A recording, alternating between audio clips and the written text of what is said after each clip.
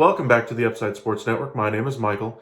Ben Roethlisberger has retired from the NFL, and as the Pittsburgh Steelers look to turn their page to the next chapter of their franchise, we turn to Russell Wilson. Ben Roethlisberger has decided to call it a career after 18 years with one organization, the Pittsburgh Steelers.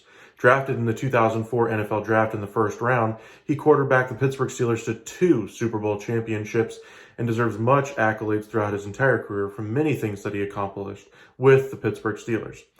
Pittsburgh never really had a down season while he was their quarterback due to his stability at that position. He finished in 5th in total yards for a quarterback. So quite a career for Ben Roethlisberger. Tip your cap to him and enjoy your retirement, Big Ben. However, the Pittsburgh Steelers need to move on with their franchise. They need a quarterback, and the cupboard is kind of bare there. They have Mason Rudolph. They also have a couple other quarterbacks that look to be UFAs and RFAs, but we'll dig into those in just a moment. Russell Wilson wants out of the Seattle Seahawks, and he's made no bones about it. Can we really blame him? The offensive line, while he's been there his entire career, has never really been that great. His best season came in while he was under his rookie contract, when they were still able to afford better offensive players, better defensive players, the Legion of Boom. Think back to those days. However, as times have changed, this roster has needed to retool, and while they've done some good work getting a nice piece here and there, this team is in the middle of change, and Russell Wilson is not really going to stand around and wait for this team to be good again. And you can't really blame him. He's a Super Bowl champion and deserves to be treated as such. And while his relationship with Pete Carroll over the last couple of years seems to have deteriorated, we've seen a little bit of patchwork done towards the end of the past season. That relationship seems to be beyond repair, as well as the organization's relationship with Russell Wilson. They just never seem to be able to protect him, and that's been his main gripe the entire time he's been with the Seattle Seahawks. He even went so far as to say in his final game at Seattle that this very well may be his final home game in Seattle. So what could he possibly be looking for? A better offensive line? Check. He wants to look for other teams that actually have weapons on the outside and a defensive structure made to succeed. He's also looking for stability of the franchise. Seattle seems to be entering that phase of Russell Wilson's career where they're going to have some down years. This past year was no exception. Even with Russell Wilson's injury and his down play this past year, the Seattle Seahawks were nowhere near a title contender, and they will not be going forward for the next year or two. Russell Wilson's looking forward to getting back into playoff contention on a consistent basis, and the Pittsburgh Steelers offer that in spades.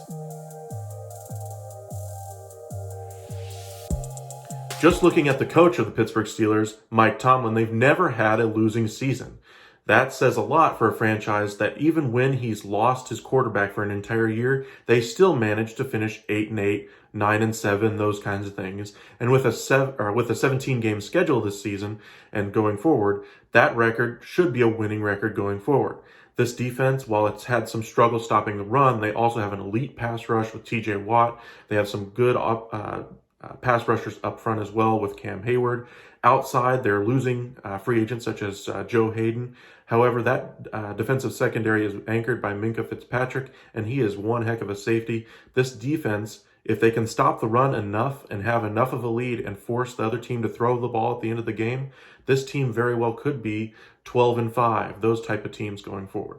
So Russell Wilson sees that when he looks at Pittsburgh and starts to wonder, maybe, just maybe, with just his improvement on the offensive side of the ball being a more mobile quarterback than Big Ben, just maybe they could stay in Super Bowl contention. Now the trade for Russell Wilson is not going to be cheap. It's still going to require a first-round pick. But like I said, he's coming off a down year and an injury-filled year for the first time in his career. Is this the downward slide of Russell Wilson and he's never going to be great again? Maybe, but Pittsburgh takes the chance due to the fact that they have Mason Rudolph under center and nobody really outside of Dwayne Haskins that might take the job. Either one of those quarterbacks sound like Russell Wilson to you? I don't think so. Russell Wilson is an elite starting quarterback in the NFL and looks to possibly have 7 to 8 more great years left in him, as long as this isn't the beginning of his downward slide.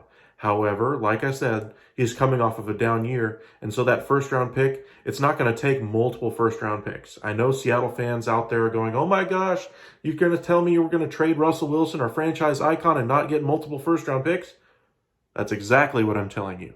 Russell Wilson will not be traded for multiple first-round picks. Mark my words. Now, there might be multiple other picks involved, a couple of thirds, maybe a fourth, later round draft picks, but not the first-round pick capital that the Seattle Seahawks are really hoping for, or at least their fan base is hoping for.